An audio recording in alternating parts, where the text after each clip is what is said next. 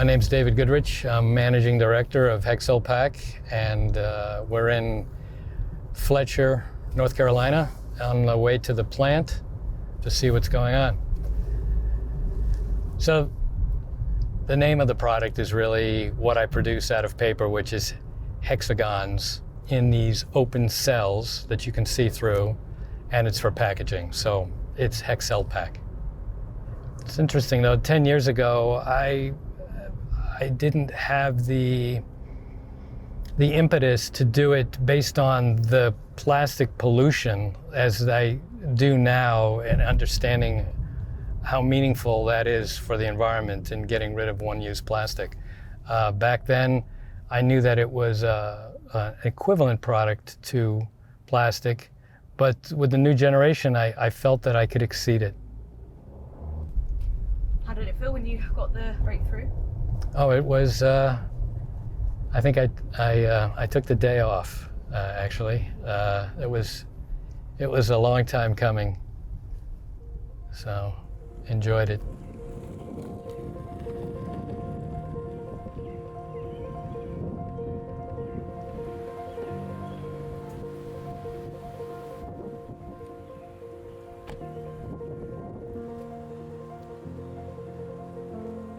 So in the beginning, I thought it would be great to wrap, little mom and pop things, little stores would like using it.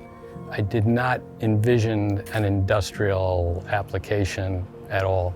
I had no idea that it would be so protective.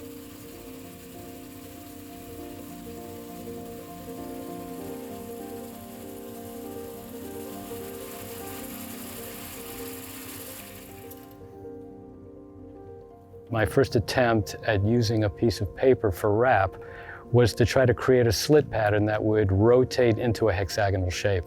I did this calculation based on my physics teacher, and boom, it created a wrap instantaneously with this 3-to-1 ratio, and there it went.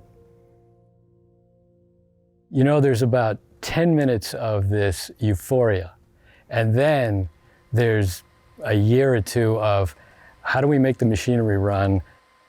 How fast is it going to run? How much improvement is needed? But I feel like I've filled out HexcelPack into what it's meant to do. We have a variety of products: void fill, wrapping, our automated system, pallet wrap, and our mailers. So this is the start of it all. It's a great way to demonstrate it is to just roll it up, if I can get it to roll up, and then just stretch. And you don't hear it open because that's the new paper that we used. And the other thing that it does is be difficult to see on the camera, but it creates a special pattern that instead of all opening in one direction, they open like this. And that just adds an enormous amount of cushioning. And you wrap it, I usually wrap it around someone's hand, and I ask them to pull it off, and it really traps your hand. So you don't need any tape, and you just put it right in the box, just like this, and that is the original, call it the next generation of wrap that started in 2014.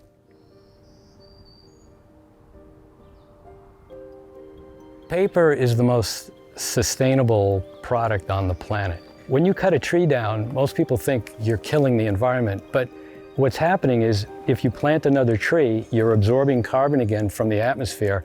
You're not depleting the ground. The upside to doing it that way with a managed forest is because they manage the forest such that the animals continue to thrive, and 25 million acres a year burn around the world. And that is an enormous amount of carbon that gets put into the air. But with a managed forest, you don't get that. And so it's a great sustainable alternative to plastics. This is completely recyclable, it's compostable, and spends 3 days in the oceans and then disintegrates. So it answers all the questions that the plastics industry can't. What's exciting now for all of us in the company is the reach that we're getting. People calling us from around the world that want to do this.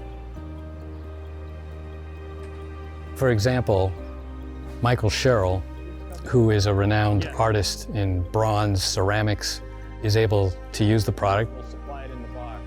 And it's just as effective for artwork, pictures, and the like.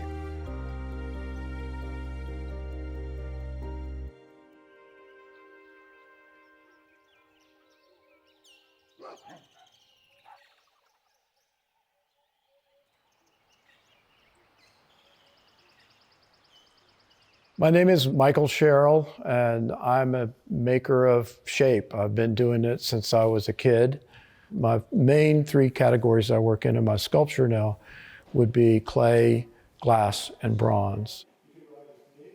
Developed into a career as an artist, and out of that has become a company that I design tools for other artists.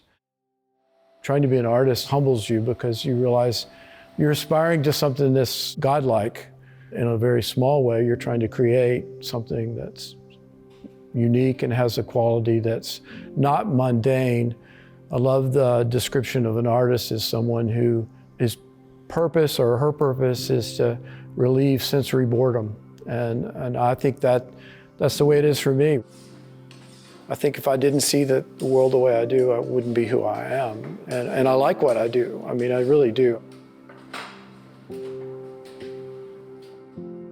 I'm making work that's got to be installed in people's homes or in a museum. And so that becomes part of figuring out the puzzle. And the next step of the puzzle is how do I get it to its destination? And not only that, there came a moment in my career where I realized everything should be museum packed. It's super important to me. And so we use the HexcelPack to do all the wrapping of all the objects. I think we're all kind of trying to figure out how to do that, and any tools that can help us ship things. I mean, you know, we have the mud tool side where we're shipping small things all over the world. So that's where you have to have engineering or cushioning around your objects. And, you know, I like the fact that that material is one that is biodegradable, and, you know, I'm not putting plastic, it's not plastic beads, and, you know, trying to eliminate as much of that as possible from the environment is, to me, a plus. I think it's the kind of thing that someone thinks outside of the box and creates something that everybody uses. David has looked at paper and figured out how to make this structure that is probably going to touch all our lives.